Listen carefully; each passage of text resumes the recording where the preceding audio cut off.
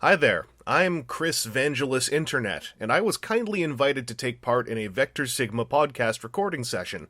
We talked about a lot of things, and less than a month later, Monday, July the 20th took place. Oof. Awkward.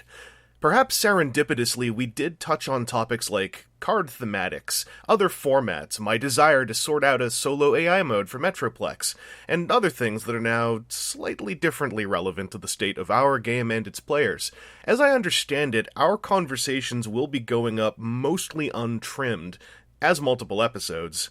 So please bear in mind that our tone and mood in these conversations comes from one of the most recent of the now numerous before times. In this case, the one where we were still wondering how Wave 6 would be announced.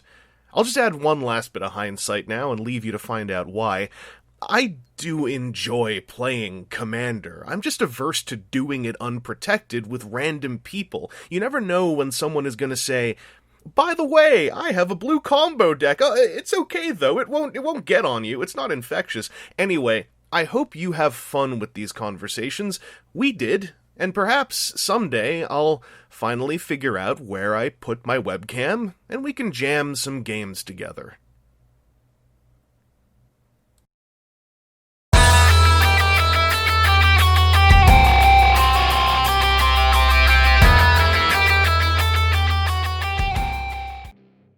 Welcome back, everyone, to Tech Talk, or pseudo-Tech Talk. This one's going to be a little bit different, folks. It's kind of a supplemental episode, something new that we're trying. I am joined, as always, by that guy down there, Scott of VectorSigma.Info, but we do have a special guest this time around. Now, in the past, we've exclusively had either other members of the team. In the past, John and Dan have joined us.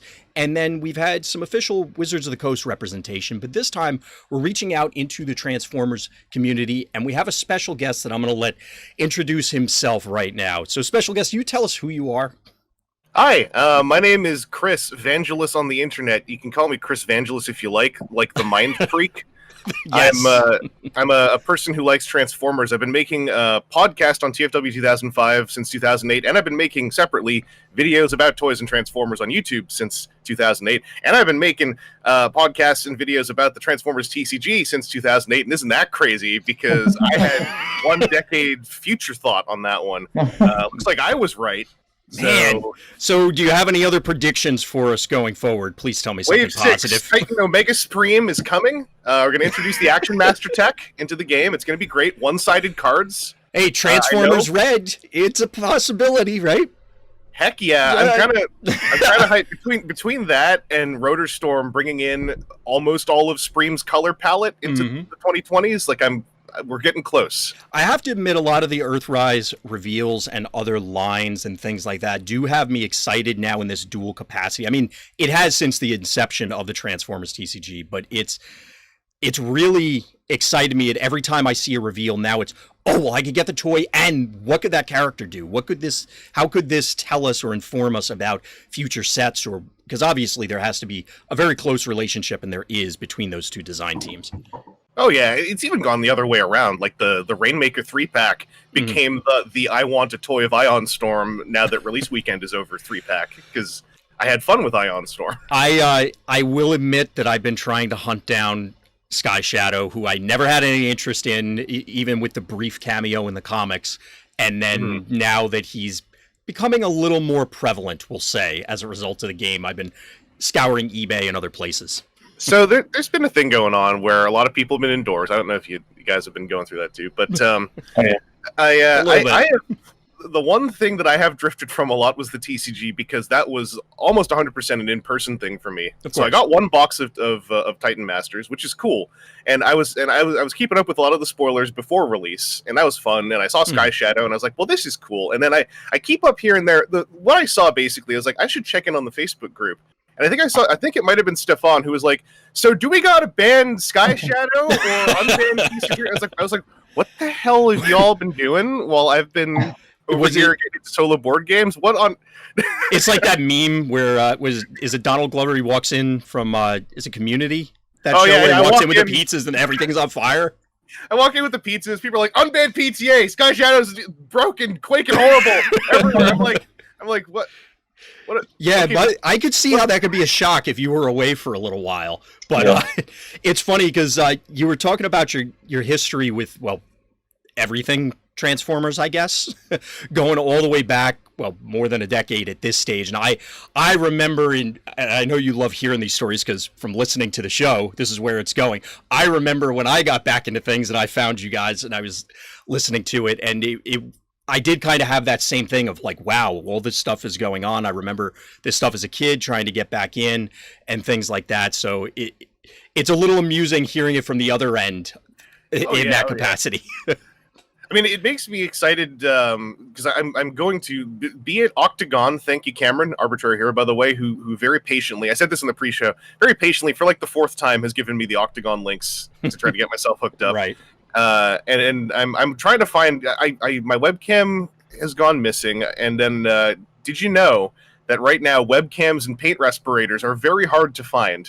Yeah, that's weird. That's weird how that works. I didn't know there was webcams were so hard to find. That's interesting. I didn't either until about 2 weeks ago. And then, I did hear about that. I was looking around. Yeah, I was on Amazon, and I was like, it's weird how I don't recognize any of these brand names. And all of the product titles are like 400 words long and just saying what the webcam does.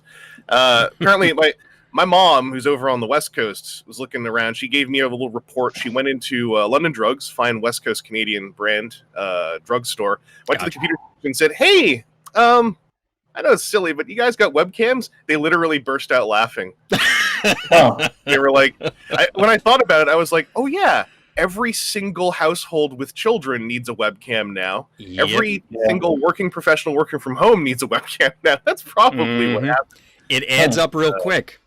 It adds up real quick. I'm glad that we were, and speaking of playing remotely, obviously we've been running our stuff, so hopefully you can get in on it if you're ever able to scrounge up a webcam, because we'd love to have you on there.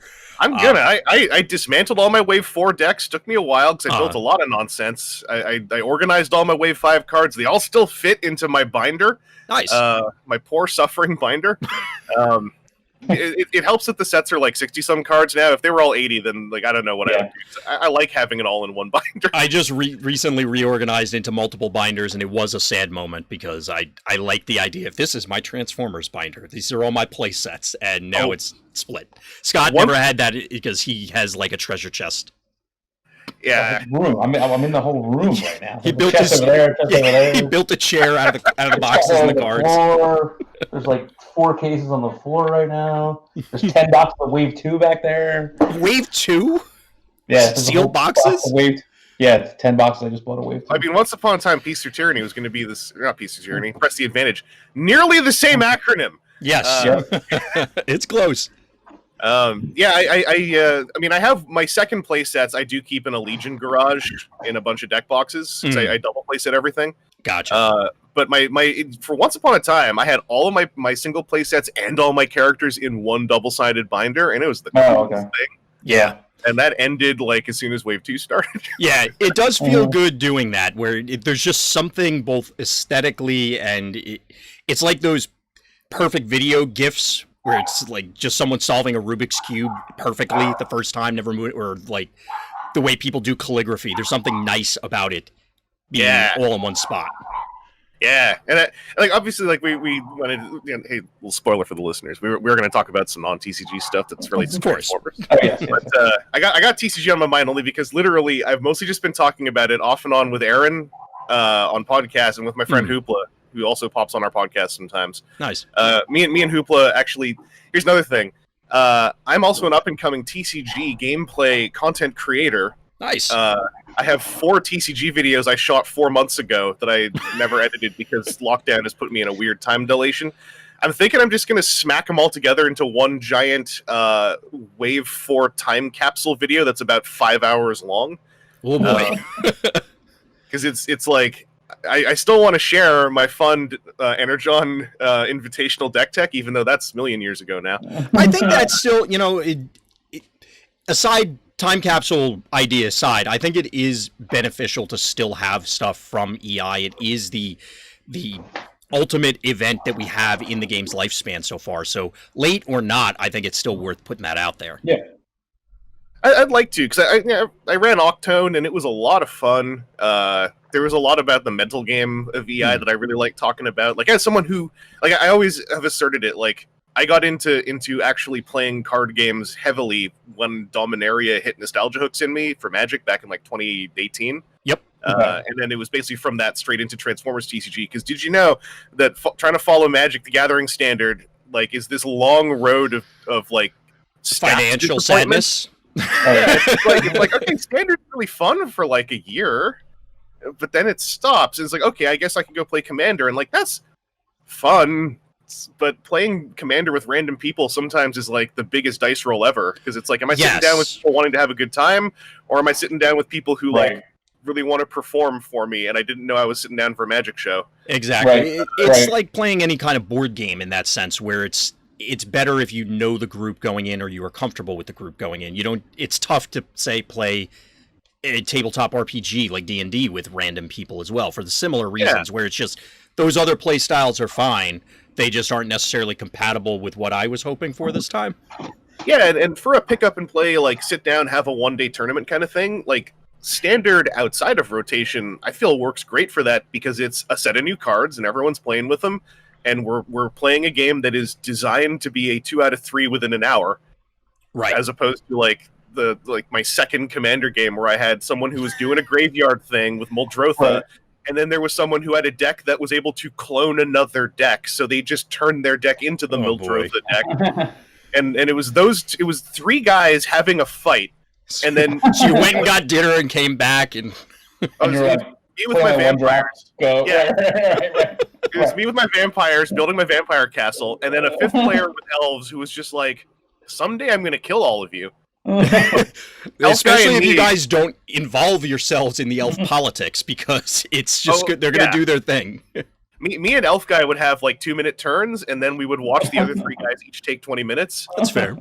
And they would all apologize to us. One of them blamed the Muldrotha guy constantly, going, I wouldn't be doing this if not for him. And I was like, yeah, but man, self-determination. Yeah, I was about to say, you have some agency in this. You don't have to, there's not a script that you have to follow.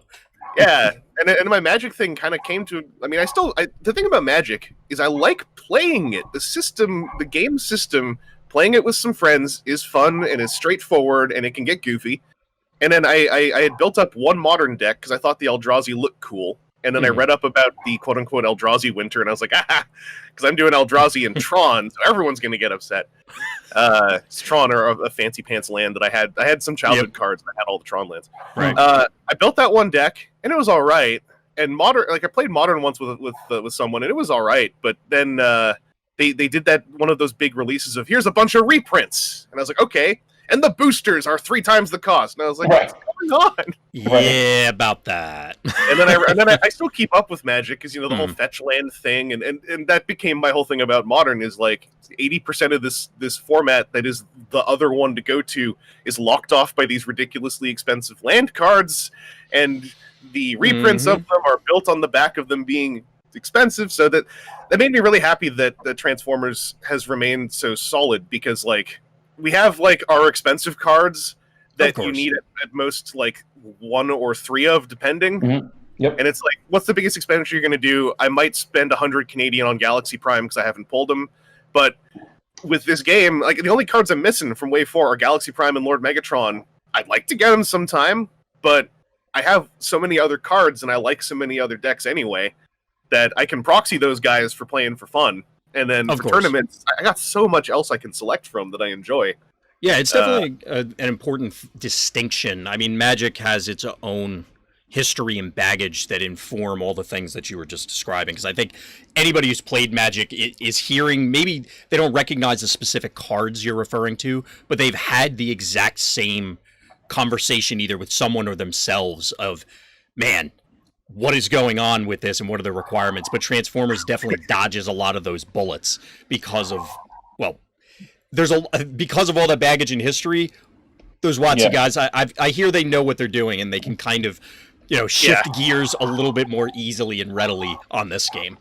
To a degree, I empathize somewhat with the plight of working on Magic in the 2000s even. Yeah. Like, with all that baggage and having to accommodate all of it, it sounds like it is incredibly stressful.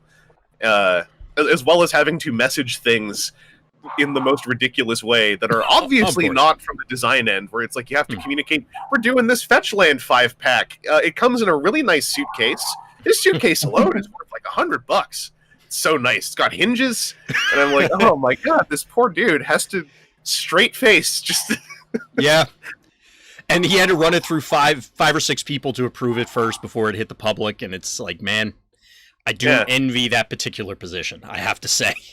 Yeah. There's all kinds of stuff like that now I see in Facebook ads. It's like this 3-card set for like $100. And like, and what's funny is a lot of those will end up being a better deal because of reasons, you know. Well, they're doing print-to-order Magic cards now, which is neat. Like, on the toy side of things, made-to-order toys are like a whole thing that are... Yeah. It's a neat idea. It's just, like, Magic cards are so super weird, where it's like, we're doing print-to-order. The price point happens to line up with the aftermarket of some of these cards, and aftermarket we do not acknowledge. But also, if we were to ever crash at aftermarket, we don't know what would happen to both us and the local game stores. And I'm like, this is it. It's like 3 venomous spiders got in a fight, and also we're all like building a web on each other. And I don't know. I feel bad for a lot of folks who have to go through that, because Magic players, the cool Magic players I met are so cool. They're so fun, and I feel like the game they have to deal with is almost the biggest bummer. There's a lot of metagames surrounding Magic, excuse me, and not necessarily the actual strategic metagame as a result of all these things. Like in Transformers, it's one thing to think about your pip ratios, to think about your character synergies, etc. It's like, okay, so let's do all that. Now imagine that you also have to plan around, well, if I'm going to run aggro, I need to lay out $300 to make sure I got playsets of these 2 cards. And if I'm going to run aggro efficiently, I need to make sure I've got these specific editions of these characters. And this one I could sub in who's, is one, let's say 1 unit slower, 1 unit of time slower. You can put that in, but it'll wipe me out of top 20 immediately. And I like that our version of math is like you said, it's contained sort of to the actual game. As opposed to like thinking about the financial aftermarket and stuff. And someday we may hit that, but I feel like steps are constantly taken to mitigate our aftermarket outside of like what almost literally have been referred to as mistakes, like that original convention pack. Yeah, and I think maybe not explicitly because of that convention pack, but again, calling back to Wizards' own history and their own experience, it's just they've all played games. Yeah, and they all know what's going on, and everybody's an intelligent individual that's involved with this, and they can see and predict what's likely to happen. But by the nature of both the rule set and the deck building constraints, and then compounded with the experience and the skill set of the people behind it, I mean, yes, you are correct. It's entirely possible we could see security checkpoints. Hopefully, 10, 15 years from now, we're still playing Transformers TCG, and they're now at the equivalent level of Fetchlands, but I think there are going to be factors to mitigate it between now and then if it got that far. Oh yeah, I mean, I think they're gonna reprint Security Checkpoint. Like, I think it's gonna be a big event. It's gonna be kind of like it'll be a Facebook post, but I think they're gonna reprint Security Checkpoint. It's definitely going to be an interesting discussion as we get closer to the I don't want to say looming, but the inevitable rotation that will happen. It's been brought up a bunch of times, and what that new environment's going to look like, how they want to handle eternal formats, all that fun stuff. It's going to be very interesting, and it's definitely an adjective that I use way too much, but I think that's the most appropriate one for this. I never really thought about it much, but when Titan Master's Attack came out, I had one person mention to me, like, oh man, it's starting to feel like I missed the boat on getting into this game. Because there's 5 waves out now, and I'm like, I like the idea that our waves all stay relevant, but like I can't deny, like it is kind of daunting. Like you need to have someone lead you into it now. Like when someone's like, "How do I get in the game?" I'm like, "Well, Thankfully, there's multiple ways. If you want to just have a good time, I can tell you some teams you can build for like $20 that are legit fun." Like, I don't know how they hang now, but a couple of the MicroMaster teams in Wave 4 were so fun. Oh, absolutely.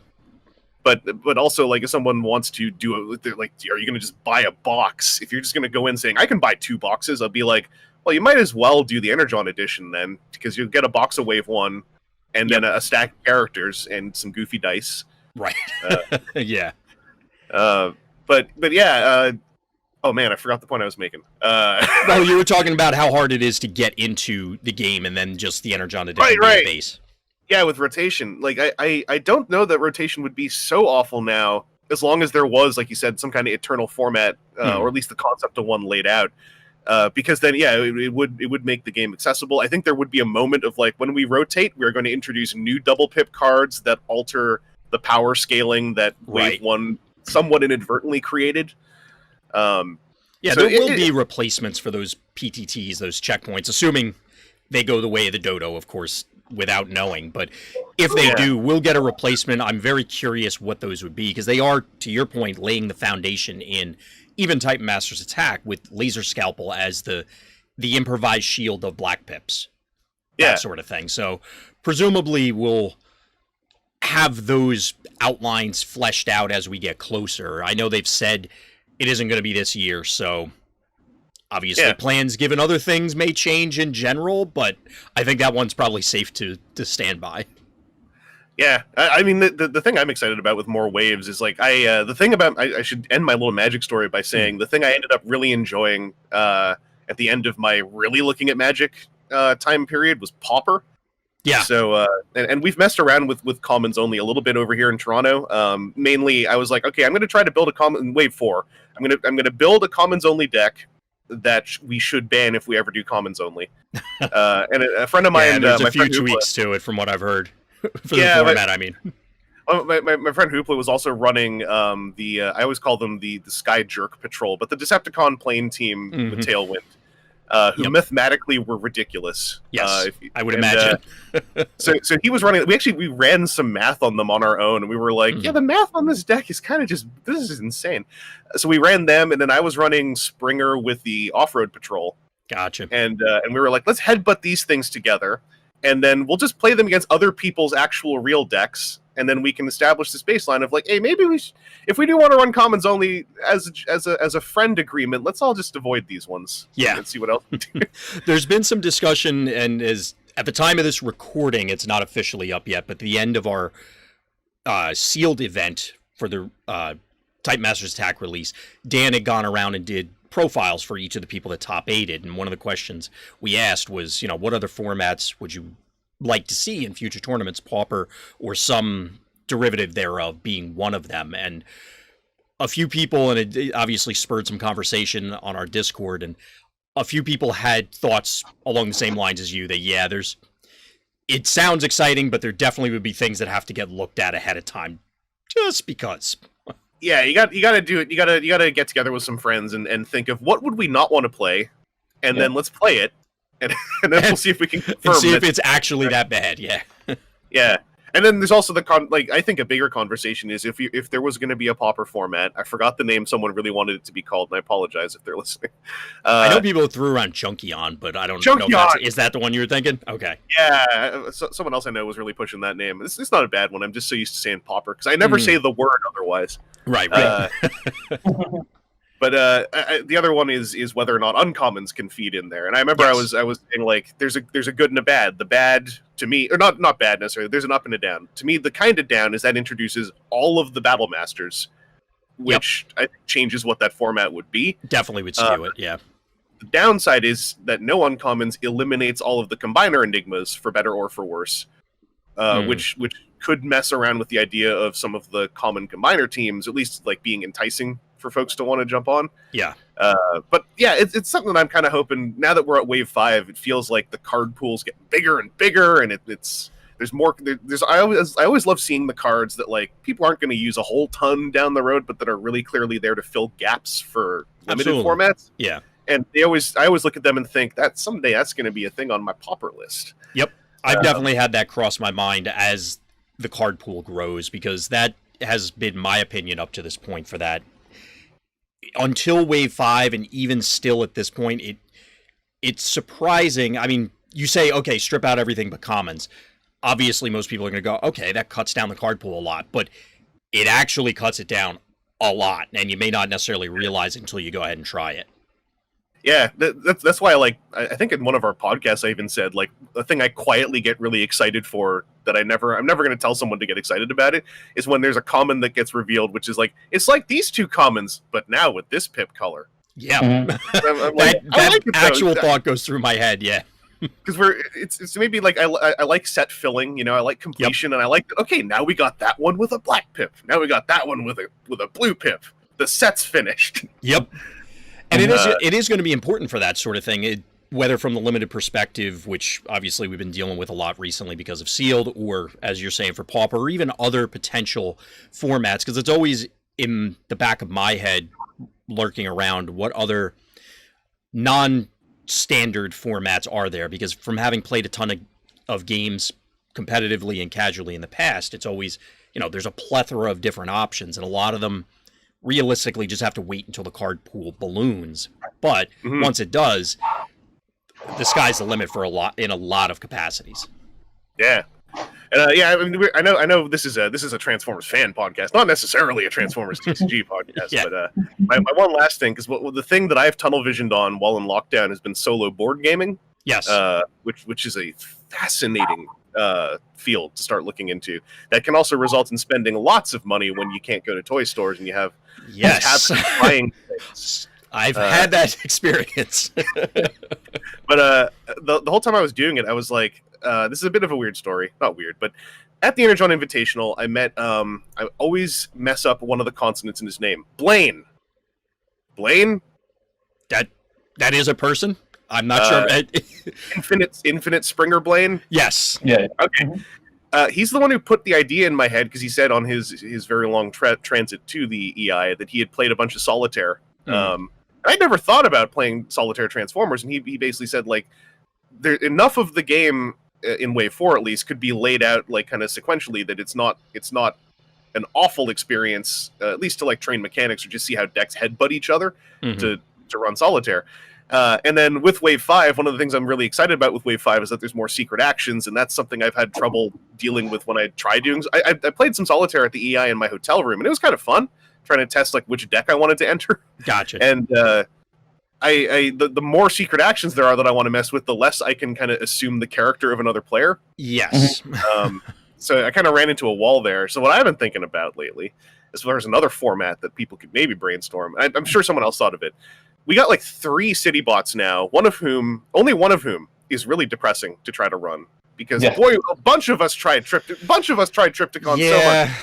I will proponent so many what I would call mid-tier fun, like mid-boss decks. I love King Starscream. I love Stratagem Volcanicus. When I tried that stratagem out, like when they revealed it, or what I forgot if we revealed it or not.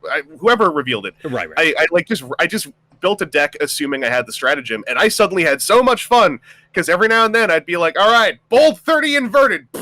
Yeah, flip over my whole deck and annihilate that guy. Oh, it was good times. I love those. 3 of us in Toronto really gave it the good old college try with Triptychon. And it was just like, sometimes I feel really clever. I feel so clever when I happen to draw 3 cards at the right time. And I tried building around card. I was like, I'm going to build this deck with the idea that my win con is I do the thing once. And even then, it was like, all right, I win 1 in 3 games. By just completing the thing, not even necessarily.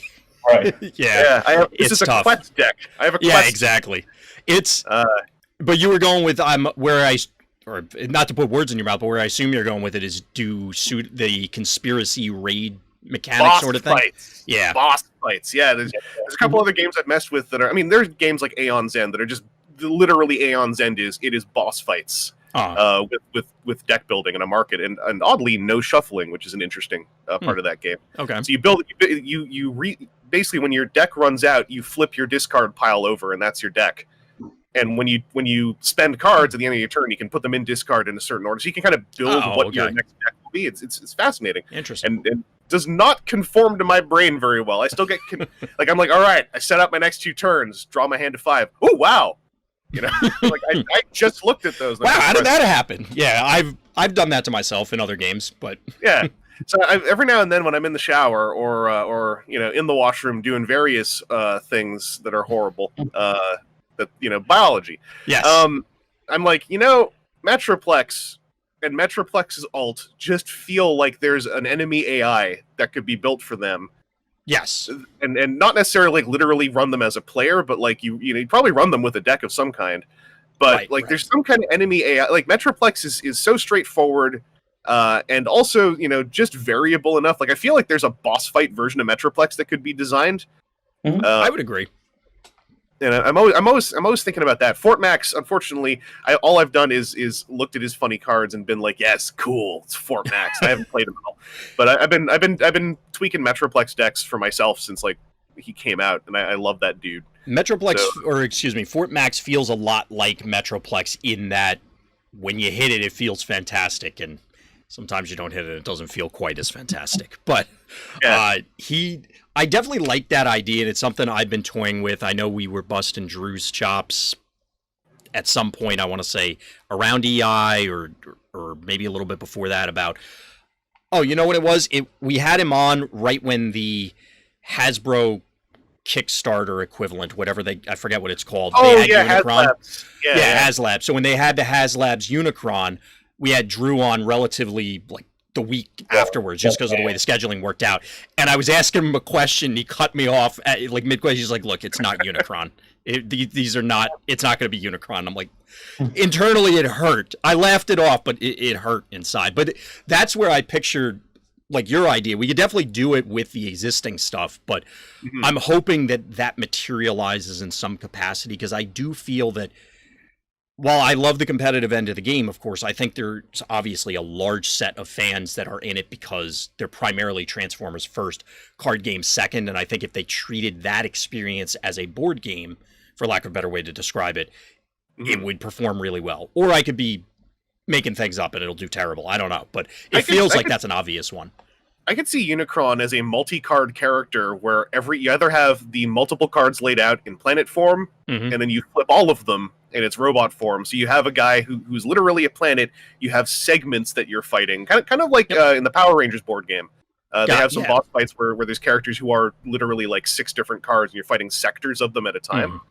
That feels like it would thematically work for Unicron. It feels like it would be doable in this game, because it would make Unicron into his own team of a sort. Right. The way I was kind of picturing it, and the way they could also integrate I know these are some of Scott's favorite characters, but if you considered Cyclonus and Scourge, etc., Heralds, and then it was, so you start at Kranix or pick an arbitrary sequence of planets, every so many turns, flip one of the planets, it does a thing, maybe it puts from out of play Cyclonus into play. And then the Unicron player or the game, if it's controlling it, does it. And then eventually you work your way to Cybertron if you don't defeat him before that, and then he transforms, etc. Like there's a bunch of, without getting into the details, this is all, again, shower thoughts that I've had. But that would also allow them to, that's a way to insert Cyclonus, insert Scourge into the game, although it looks like Earthrise may provide an outlet for some of these characters anyway. I know Galvatron was like tucked away in some of the promo He's on pictures. The box art somewhere. Yeah, so and we had that Cyclonus in a bag show up in that hostage photo. A while ago. Right. So if I wasn't campaigning so hard for Action Master Elite Omega Supreme, I can guarantee I'd be pushing super hard for Galvatron, Scourge, and Cyclonus. I love Season 3 of G1 the most of all G1. Gotcha. Wow. Me and my friend Eric have had a lot of conversations about Ghost of Starscream and how that could work as a translucent card you lay over other character cards. I would love that. That would be spectacular. I have a huge adoration for G1 Season 3. Back in the 2000s when streaming video just started and when Rhino DVDs were coming out, I finally, caught up on the Season 2 stuff I'd always imagined was the best and never really seen. And where I definitely don't fit in with a lot of fans off the street is I think Season 3 is awesome. I think Season 1 is a really cool 13-episode arc, quote-unquote arc for a toy commercial. And I just found Season 2 is the one I forget the most. And I fell asleep watching Season 2 episodes more often than any other. Yeah, I could see that. There are some... Aside from obviously, there's some questionable things. There's on one end of the spectrum, there's questionable things on the other end of, like, the episode where the guy is hunting Transformers. Oh, I forgot about that one. That's usually my go-to one when I tell people. I say, yeah, some of the G2 stuff is really, or G2, Season 2 stuff is really silly. And they're like, no, come on, it was a toy cartoon, but it wasn't that bad, was it? I'm like, there's Kraven the Hunter killing Transformers or trying to kill Transformers with literal bear traps and stuff. Like, come on. Yeah, that's the man with the very British name that I always, like, it turns into mush when I try to remember it. It's like, Lord Huxtable Waterbury. Yeah. Something else. Season 3... This is me. I always attribute a bit too much to season 3 than probably was intended. Although a lot of those writers, like one of those writers, he learned writing as an eager young nerd from like Ursula Le Guin at one of her like writing courses or whatever. So like those are writers. A lot of 80s TV writers were basically young nerds who really like they wanted to write sci-fi fantasy, and this was their way in. Gotcha. But season 3 to me is Transformers with consequences. It makes the 86 movie actually matter in that it's like, okay, what happens when you remove the true 100% cartoon caricature hero and villain leaders? You end up with two factions that are hurt and damaged. They are trying to deal with the repercussions of their big event movie. Cybertronians are now just out in the galaxy. Earth is just part of a large... Like, the fact that season 3 is galaxy spanning, they just have aliens everywhere, and it's you know, pretty goofy a lot of the time. Of course, but I like the world building element of it. That like absolutely now Transformers are not just they're not lost orphans on Earth. They are part of a galactic community.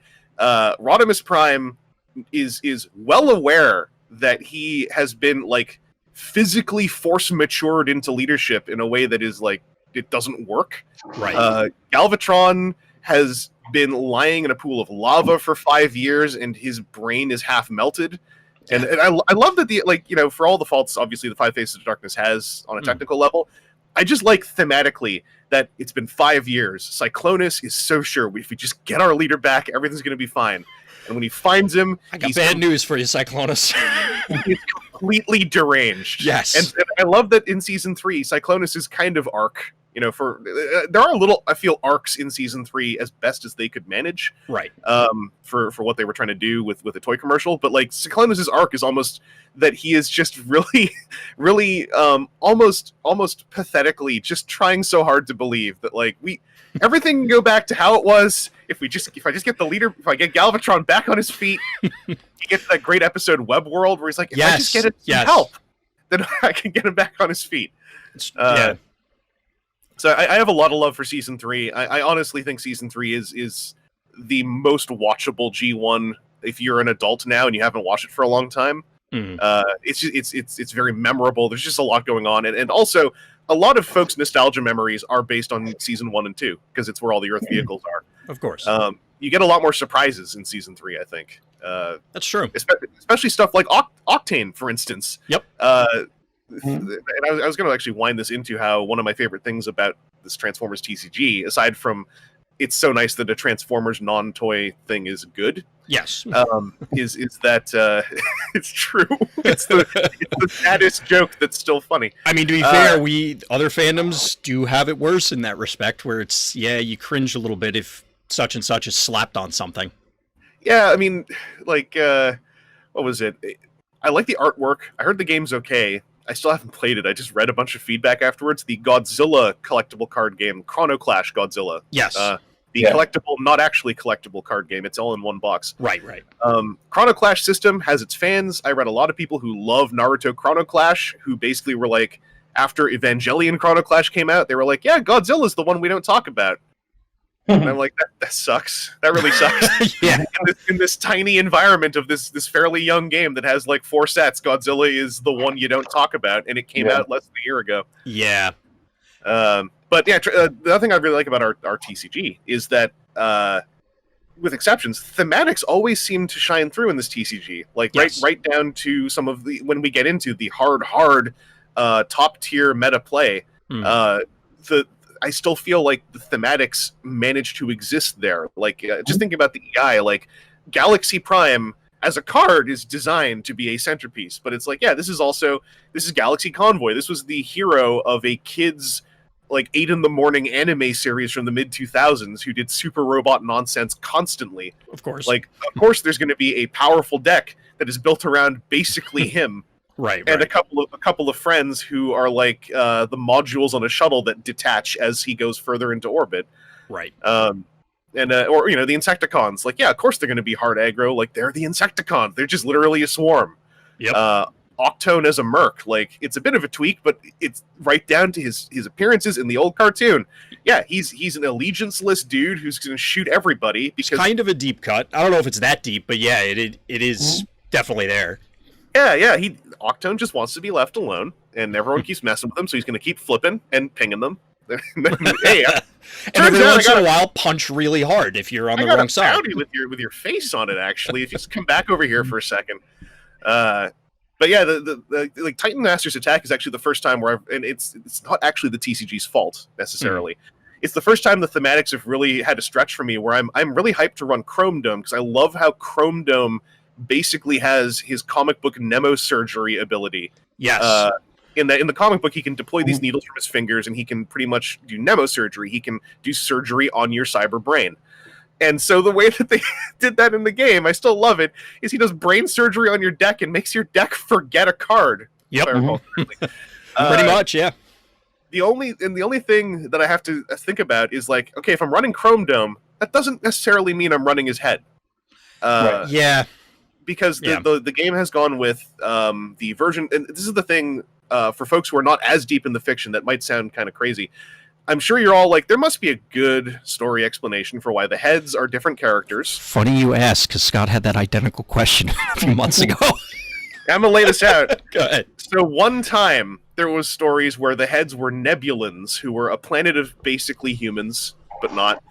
And they binary bonded with Transformers, so that they were sort of... the Transformer was the body, and then the Nebulan would turn into the head, but the whole time, they're kind of in a... not symbiotic relationship, but a semi-symbiotic relationship. They're two individuals who also kind of have a crossed over Venn diagram of their brains. In Japan, the little robot was just the robot. The body was an extension of it was like a suit, basically. It was like a mech suit that they'd plug into, which I've always kind of preferred because it's easier for me to deal with fictionally. The bummer about Titan Masters is when the toy line came out, they very much were riding this weird line between the two, where, especially in the American version, the Titan Masters version, the Titan Masters were supposed to be able to control literal Titans. But they were also kind of like the Nebulans, but they weren't Nebulan. They were just little Transformers. And there was never fiction made to really flesh any of that out. And the bummer is when you look at Clobber. That's the biggest one for me. Especially where the TCG has now done more for Clobber fictionally with his stratagem. Yeah. Because like Clobber is not Grimlock. Clobber is a Dinobot who can turn into Grimlock's head, but Grimlock's not a body. Grimlock's doing his own thing. He's fine. So like, who's Clobber? Is Clobber like a Dinobot fan? It's funny because, like I said, Scott and I, I think it must have been like around the first reveal or the announcement. Yeah. We had basically the same discussion that Titan Masters or Headmasters or whatever people want to refer to it as never really got that explanation. At least Combiners in the comics, I appreciate their attempt at defining what it's like when they're combined. But I think it's also outside, excuse me, that if you take a step back and look at it, it kind of makes sense that if you have this mind meld, okay, there's 5 or 6 Cybertronians, they combine, and now they're this new thing. They may have all the knowledge and memories or whatever of the combination, but it's an independent entity. When you do this where, okay, can the body function on its own? Does it just do its own thing? Or is it just effectively a corpse that you're standing on? Like, it gets real weird, and to your point, like, I've never seen a satisfactory explanation. Yeah, with the TCG, especially if folks are struggling thematically, and that is a legit struggle with our TCG because the theme is so strong that when theme starts to get, it's more noticeable when it breaks down. Yeah, like if it starts to speed bump, it can actually be quite a stopgap for folks. Like, look at some of the Facebook group conversations when Titan Master's Attack was being spoiled, and there were folks going like, "I'm having trouble with the character art side of this because I want Chrome Dome, but then like, what if I plug Optimus's head on him? And like, Right. mechanically, it's like, well, it's fine. But thematically, yeah, it can mess with people. I would just take it in the most base version of the Nebulan arrangement, where the bodies are the characters. That is Chrome Dome. That is still an autonomous Chrome Dome who currently needs to partner up with someone to sort of finish the cerebral connections between parts of his body and the rest of his body, and then also gain the benefit of whatever skill set whoever's operating the head happens to possess. The bummer of this is we basically have to come up with characters for a lot of those heads. Yeah. Ominous does not exist in any speaking role in any fiction. Yeah. So Black Shadow or Sky Shadow being such a dominant force absolutely is thematic with his IDW appearance, where he's one of the Phase Sixers, one of these world and literal, like a one-man world-ending entity that is Phase 6 of like a 7-phase invasion plan. That totally works. Ominous, you just got to figure is like, okay, so something was up with Sky Shadow. Sky Shadow, I mean, got arrested and executed by the Decepticon Justice Division. I was about to say that. Maybe that's the excuse. Yeah, so hey, guess what? He's a Phase Sixer. Blowing him up might not have, completely eradicated his spark. And Ominous might just be the kind of lunatic who's like, no, I'll rebuild him, and I'll become his brain. I love that the stratagem is called like Sky Shadow Formation, because it's like this is anime as hell. I love it. Oh yeah, like, I definitely love not to break your train of thought, but the one, well, not the only one, but definitely a thumbs up on the way the design team did a lot of it is the art. And I was coming in thinking that the whole like having the head slide underneath and that sort of thing would be weird, but it aesthetically comes together pretty well for me. Like I actually like it. On Fangry, it's fantastic the way the mirror just rises up behind him after you flip him over. Oh my god, it looks Fangry is, I mean, my dog, well, she is way gentler than Fangry is, but she's an all black dog, and every time I look at Fangry, I picture her, and you can't see it behind my green screen. My wife got, for my birthday, there's somebody online that this is going way off topic. I'm sorry. She got me a portrait painted of the dog as like a 15th century duchess. And I should have pulled it, so I have it hanging back there, but it looks hilarious, and I kind of want to, I have no artistic ability, but I kind of want to get somebody to paint or, alter the art on my Fangry to put, I don't know if Fangry's, Fangry's going to wear a dress. Or whatever. I mean, Fangry is still stuck in the 80s. Fangry is still a wolf wearing a unitard. Yes. So, it's a step up. It's classy Fangry. Yes. That's formal dress Fangry. Exactly. Just every once in a while, it's the Decepticon Grand Ball, like once every 1,000 years or so, since we have the 4 million year war. But yeah. I totally sidetracked everything. But anyway, continue. I mean, I was also like, what was it, like 100 years ago? I was like, anyway, I'm not going to drag on this TCG talk too much. And then I'm like, anyway, TCG thematics. Let me tell you all about how much I love those. Hey, it blends the two subjects. I mean, it's one of those things that, especially with Dan, I don't know, did we say this publicly yet, Scott, about Dan in the movie?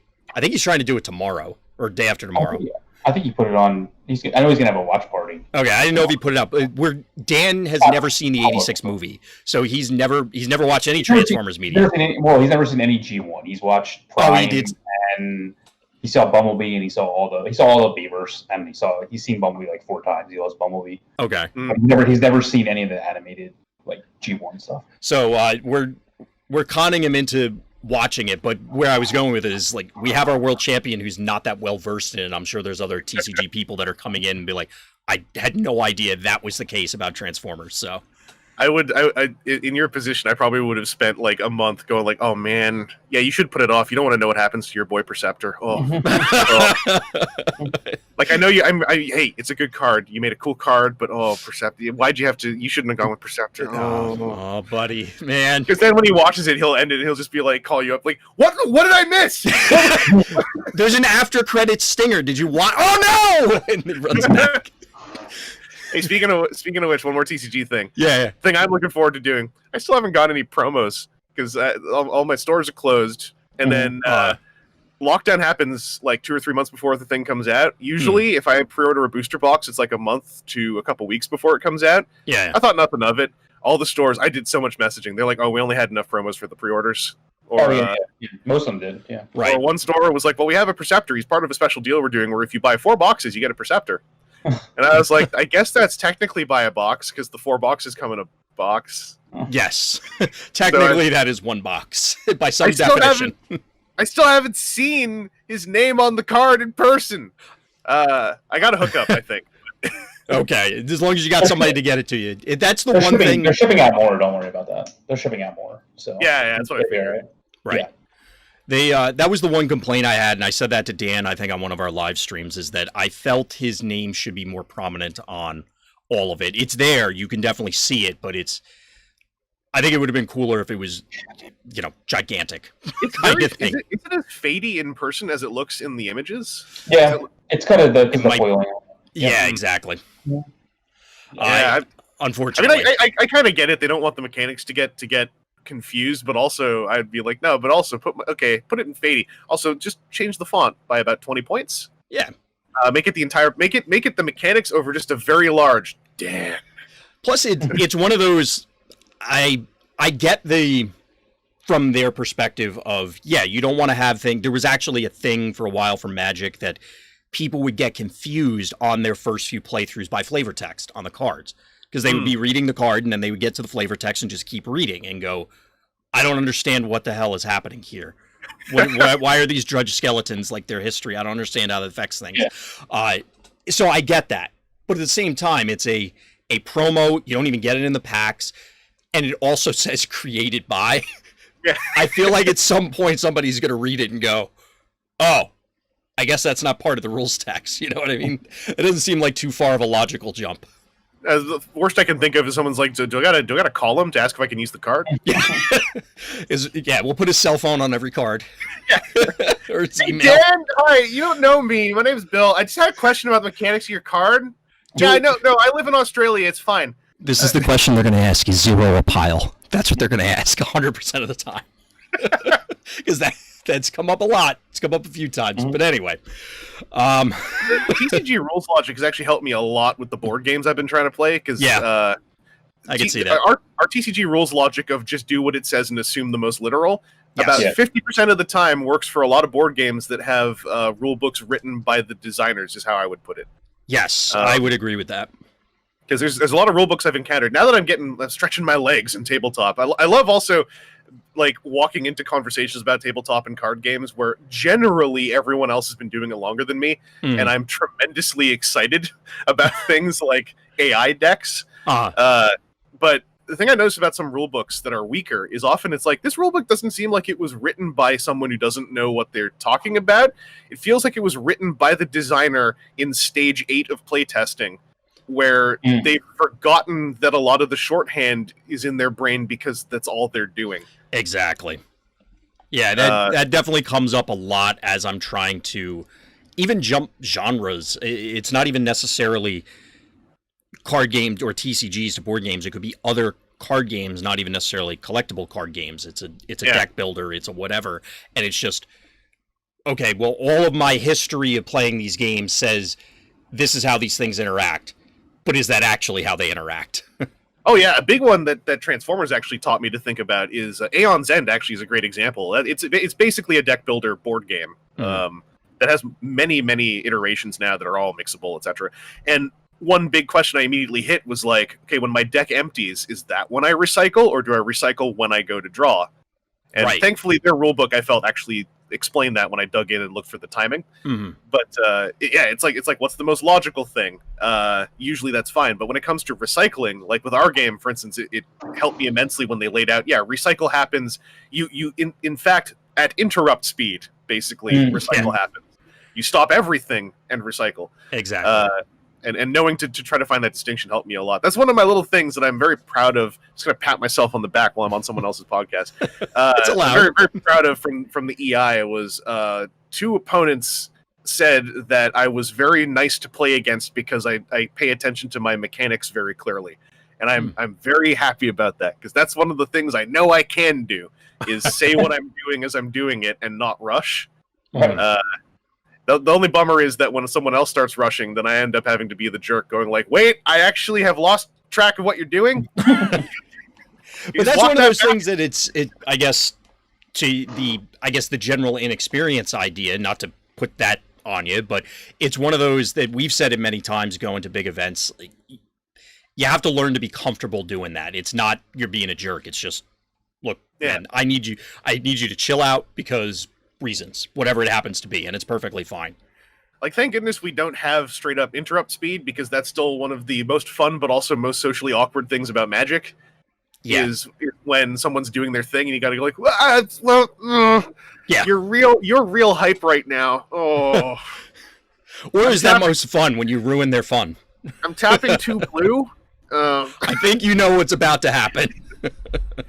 There's actually a thing I playing Arena Magic helped me with this a lot, was learning that the way to not get so frustrated playing against blue is that you play with the idea that you're uniquely against blue players, you're trying to think about the probability of their counter spells existing in their hand, and that's a slightly different set of linear thought than if you're playing against someone who's building creatures and etc. And that was another little epiphany I had. I like with our game, we just got secret actions, and that's kind of like I feel like everyone sort of knows, like, all right, I'm gonna attack. Yeah. Pause. Meaningful glance. There's definitely breakpoints that are natural compared to the way that we do it, as compared to what you're saying, or we're saying about Magic. I mean, yeah.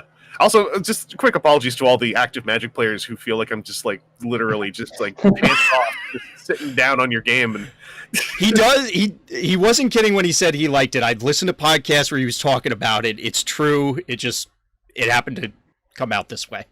Yeah, I have a big thing. This comes from my background coaching fencing and being in a fencing coaching family since birth, basically. I have a big thing about accessibility of games for the recreational player. And that's where I think that Transformers is also so strong, is that it's almost harder to not accommodate a recreational player, because half the time a recreational player's deck is like a pretty straightforward like aggro deck. Right. That like, if you don't pay attention to what's going on, you can be like, oh wait, you just killed my guy. Oh no. Yeah. Whoops! Did I do that? Yeah.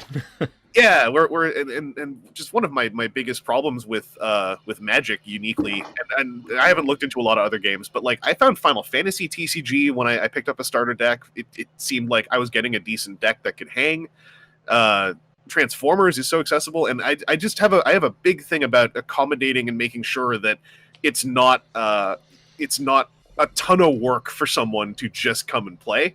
Right. And Magic always asserts in its messaging how you just go to Friday Night Magic. I went to Friday Night Magic with a fun mono white life gain deck that had these lion dudes who would like start self-buffing every time you gain life. It was really fun. Everyone else, there was one guy playing a red deck because, you know, ...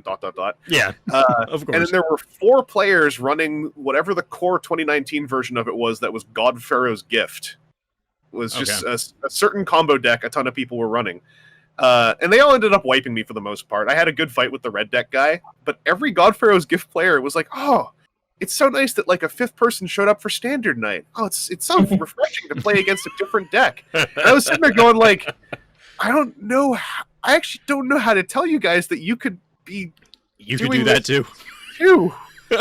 Especially if there's only like 4 people showing up for standard F&M. Like, you might see the writing on the wall at a certain point.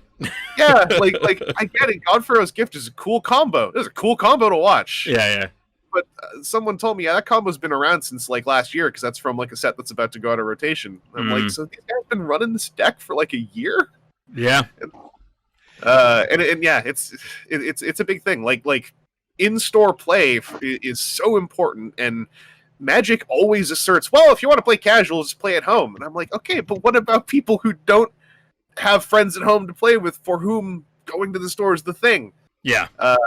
And you know, to continue buffing our game a little bit, Transformers feels like when it does in-store events, it's like at worst you got a strong local meta, and that's like a big in air quotes at worst. Yeah, exactly.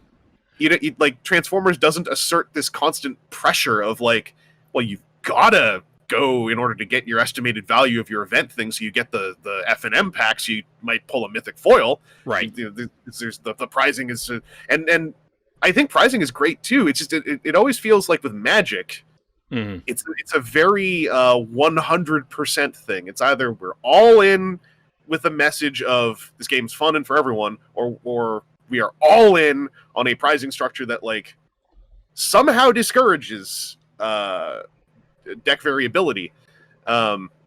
And then that then gets me yelling more about how I love Transformers because we have so many decks. Anyway, like, and I'm always coming. Like, I say this on our podcast a lot. I'm always coming from like a very I got into this 2 years ago now, or 1.5 years ago now perspective. But I kind of like having this perspective because I feel like it's one that can translate to folks who could be new players for the game. And in Toronto, like what I would call a problem we've had is that we have players. I feel like we have a very hard time getting new players. And we are definitely not like, also like trying to scare people off. We don't have when a new person shows up, it's not like, oh, cool, new player. Let me sit you down with a major shockwave deck and I'll show you I'll show you what I'm going to learn you a thing or two. You like your hand? But we also kind of, we don't have a lot of new players coming in. At least as of like wave 4, right? And it's very difficult to welcome people in because you have Magic always attracting people with its various baubles, its prestige, etc. There's a level of inertia as well there. Yeah, and so it's one of my eternal of the that's about 10 months long eternal quandaries of how do I create a welcoming atmosphere that also can look welcoming. Next to weekly prize packs and etc. And also I don't have the personality that can kickstart an entire community. I can be a member of a community, but I don't know how to be the igniter, the focal point that like gets stuff going. I try my best, but like I'm not able to be there every week, for instance. And it's a weird thing to think about with card games. That to me was the strangest thing. Is the idea of the game that you're playing is not necessarily the most important thing to think about in the long term. You also have to think about how you get other people to keep playing it in your area, so that you can keep playing it. And there are some additional, again, like we talked about this a while ago now, I guess, but the metagame or metagames surrounding Magic with other capacities, but every game has to deal with that, the game of getting more bodies in and maintaining the both the player base and continuing to grow, because it's one of those, it's common, obviously not always, but if you start to stagnate, then just real life and you start hemorrhaging people as a result. Because I mean, you even said it, you can't be there every week. Well, if it turns out when you show up it's only one other person every time, a few weeks of that kind of wears on you, that sort of thing. So it is definitely a challenge, and we've been fortunate in our area that, we have a large community, and we also have these large events that even now the ones we're doing online with significant prize pools in order to try and use that as the carrot. But you're absolutely right. You also need it's one thing to just show up and play for prizes. It's another thing you show up and you play and you want to play because you want to go hang out with those people. Or spend time with them. Or like how do you put this? Because again, it's so weird to talk about this without sounding like the onus is put on literally every player. Because at a certain point that becomes ridiculous. But it's like the ideal scenario is a new person who shows up, plays against someone who, win or lose, is such an enjoyable experience that they're like, I love playing this game here with this community. Yep. And like in Toronto, that we are very fortunate too. Like all things considered, Toronto, I came to learn, is like a modern center of Magic in the country. It's a place that is just barreling over the rim with modern players and commander players. Huge Pokemon scenes over at face-to-face games. It is hard for Transformers to fit anywhere here because the city is big enough that there's tons of people playing modern Magic. Right. Which invariably means that they're also pushing out room for other folks to come into stores. And so we've had more than one store in this town welcome Transformers, which is more than you can say for a lot of places in Canada or America. Like in any smaller city, it's a complete dice roll. Absolutely. But yeah, like the the perfect scenario is one where there is the carrot of enticing prizing, mixed with the constant fun experience, with a cherry on top of interesting alternate fan formats near the end of the cycle of a set. And it's like, okay, so all we got to do is hire a project manager, and then we can get that stuff. We'll just put one in every store, and we'll solve all the problems, right? It's that simple. And I've even had people say, like, well, I mean, that's kind of on the store. And I'm like, oh, it is. But if we just tell the store it's on you, they're going to say, okay, I'll just do more magic. Mm-hmm. Like, you gotta play nice with the store. It helps it, like, Three Kingdoms in Toronto. We've had Saul running the downtown Toronto store, and he legit actually enjoys Transformers as well, in part because he got a bit tired of Magic. Gotcha. And that's always going to be one of Transformers' big strengths, is that the game is actually good. So people who want to look for another game to play, it's like it's an enticing one to go into, because you're not having to really come up with reasons to play it. Right. Yeah, you don't have to go out of your way, because that is, if you're not the top dog like Magic is, and obviously if they are, it's not you. You got to have something else, and there are definitely all of the various facets that we talked about play into it. Folks, it should come as no surprise at this point that between Scott and I, and then we bring on somebody else, we manage to elongate the entire thing. This particular recording is going to be broken up into multiple parts, so definitely stay tuned, because while we spent a lot of time talking about the TCG in this portion, we get into a variety of other topics in the others. So as always, thank you for listening, thank you for watching, and Black Lives Matter.